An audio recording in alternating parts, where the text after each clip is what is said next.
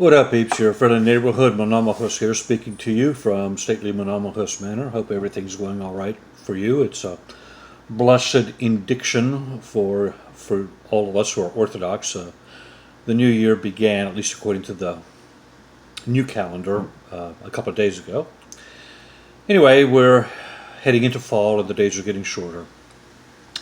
Anyway, this is running a little late. A couple of months ago, in June, I believe.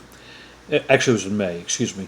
The Irish Republic, the Éireann, or whatever it's called, they passed a measure which overturned their constitution, specifically the Eighth Amendment. It was called Repeal the Eighth, and it sent shockwaves throughout the world because Ireland is traditionally viewed as probably the most Catholic country on earth. And what it did is it repealed the Eighth Amendment, which was a prescription or a prohibition on abortion. And they voted for it overwhelmingly. 60%, I believe, 60 to 40% was how much it was overturned. And like I said, it sent shock waves through the world. At least I know I was talking to people. And even though most of the people I talked to about it were Orthodox, we just couldn't believe it. You know, especially those of us who live in America, and the Irish Catholic presence is so preponderant. Anyway, the question is, what happened? How did this happen? There's a couple of reasons. One of them, in no particular order, is multiculturalism. The present president of Ireland, and he goes by this name. This title, Taoiseach, which I don't know if I'm pronouncing it right, but that's the ancient Celtic term, is only half Irish. His father, I believe, is subcontinental, in other words, Indian from India. He's also homosexual, which that alone raises a lot of issues. So Ireland has become quite multicultural. There's another reason, however, and this ties into what is going on with the recent revelations of the state of Pennsylvania, the various grand juries that have been convened to prosecute and investigate a massive homosexual pedophilia scandal, or ephebophilia, as I choose to call it, and as is being called now. In other words, the sexual abuse of post-pubescent young men and seminarians, post-pubescent being 14 and above, and it's horrible, and it's coming out every day, and this time nobody is immune from it. In the previous pedophilia scandal from 12 years ago, or back in 2002, 16 years ago, excuse me, it was confined mainly to certain archdioceses, as in Boston, and among priests. In other words, it was a clerical scandal. The bishops were largely untouched. Those bishops who were complicit in the moving around of these miscreants did suffer, most notably Archbishop Cardinal Law of Boston. But the idea was put out that the homosexuality was preponderant mainly in the priesthood among the clerical ranks, not in the episcopate. Well, that's been shattered now. As we know from Uncle Ted McCarrick, the Archbishop of Washington, D.C., the former Archbishop of Washington, D.C., and I believe Archbishop Donald Wuerl. And we're going back in time now to Cardinal Joseph Bernardin, who was a darling of the left back during when Reagan was president. And anyway, my dog. Basically, it's bad. And I just don't know how to put if Humpty Dumpty can be put back together again. And of course, the latest shot in this salvo was Archbishop Carlo Maria Vogina, I'm mispronouncing his name, who is the former papal nuncio to the United States under Pope Benedict XVI. Anyway, it's bad, And it's going to get worse. And it's going to get worse before it gets worse. I don't know if it's going to get. I don't know if it's going to get better.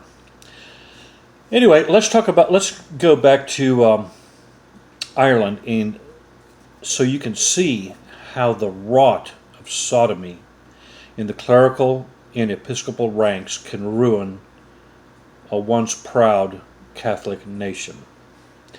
So, just a little bit of a backstory here. Since gaining independence in 1922, Catholicism has been at the very heart of the Irish state. It was at the heart of Irish civilization. When they finally settled on the creation of the Free State under President Eamon de Valera, they decided to cleave off the 6 counties in the north, which was called Ulster, which were predominantly Protestant, and the other counties became Erin, and they were about 90% Catholic. Eventually, enough Protestants left that within a couple of years, it was 95% Catholic, and they were proudly Catholic, and justifiably so, because going back to the 16th century, the English tried to subjugate the Irish earls and the Irish population as a rule, but they couldn't do it. They couldn't do it. Finally, in 1605, the Gunpowder Plot, in which some Catholic terrorists tried to blow up Parliament when King James I was opening it up, led to some penal laws which severely punished and restricted Catholic rights, particularly in Ireland. And Catholic nobles were given the earls were given the choice of attending Anglican masses. When they refused, their lands were confiscated and given to Scots Protestants, primarily Presbyterians. Anyway, long story short, the Anglican minority was able to rule Ireland for the better part of 300 years. And not that it was easy sailing. When the Irish tried to rebel against Cromwell, they were savagely put down. So Catholicism became for them what Eastern Orthodoxy was for the Greeks, for the Bulgarians, for the Serbs. Okay, it was a cultural marker, a nationalist placeholder. We saw this happening as well in Poland, when Poland was divided up 3 ways between the Russian Empire, between the Prussians, and between the Swedes. To be a Pole meant you were Catholic, and to be a Catholic meant you were a Pole. And once they got their country back together, again, after 300-400 years, Catholicism was in very high esteem because it kept them intact. Same thing went on in Ireland. So what happened? I've asked this now twice. Well, in 1971, contraception was legalized over the objections of the Catholic Church. Before that time, the Catholic Church was effectively the law. Ireland was de facto a theocracy. And its Archbishop, the Archbishop of Dublin, John Charles McQuaid, who died in 1973, ruled Ireland pretty much with an iron fist. I should say it was a gloved, behind-the-scenes iron fist. And he was enthroned in 1940, and he made sure, as did the President Eamon de Valera, that Ireland remained neutral during World War II. Eamon de Valera, for example, was a big fan of Hitler. I'll just leave that aside. And anyway, he allowed, Archbishop McQuaid allowed these roving gangs of, thugs to go around and pretty much keep things on the down low. It was a constitutional republic, there was a measure of freedom of speech, but there was no tolerance for the criticism of the Catholic Church. And Ireland was a pretty happy place overall. I mean, it was just this quaint, ancient land with its quaint, ancient folkways. and the Catholic Church was the guardian of all of it. Unfortunately, well, I think it was Lord Acton who said power corrupts and absolute power corrupts absolutely. Catholicism didn't have absolute power, but pretty darn near. Pretty darn near. Okay? And there was no sense of accountability. There was an increasing child molestation problem, increasing homosexuality among the clerical ranks problem. It was quiet. It was kept on the down low, just as it was here in America. But it couldn't be contained. So eventually, I mean, and there were other cases of corruption. The Catholic Church ran these orphanages for unwed mothers called Magdalene Laundries, and that's what they were called. Although I think they were pronounced Magdalene Laundries. And anyway, that's where unwed women would go to give birth to their babies, and their babies would be taken away from them, never to be seen again, and usually sent to infertile couples in the United States. Not all of these orphanages or houses were kept up to par. Some of them were very substandard, and one such sister-run home in Tuam, in 2013, they found that between 1925 and 1960, several dozen children, newborn infants, had been buried in the sewers. They were not properly cared for. They were either stillborn or malnourished, and the church, the nuns that ran these just buried them with very little fuss. You're beginning to see a picture of some corruption here, of some arrogance, if I may. And now, so still, there was an incredible reverence for the clergy. And that meant that the church became a safe haven for homosexuals. And in the boarding schools, young boys, again, mostly pubescent and post-pubescent, were being raped. And it was significant, in significant numbers.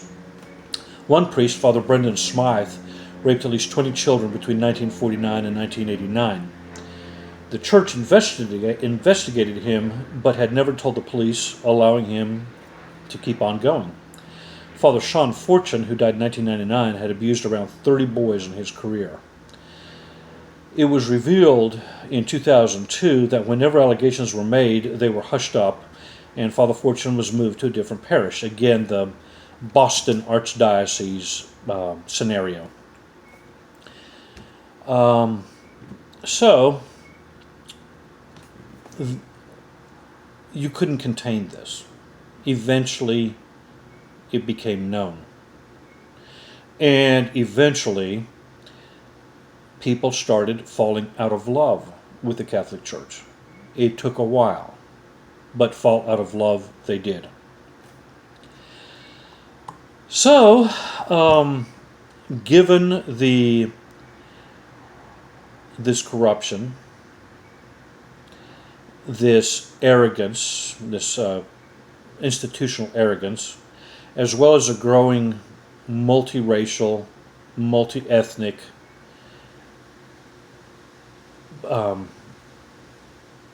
demographic that had no institutional or genetic memory, if you will, of Catholicism and of Irish history, it was only a matter of time before the Parliament, the Irish Parliament, voted to repeal the Eighth.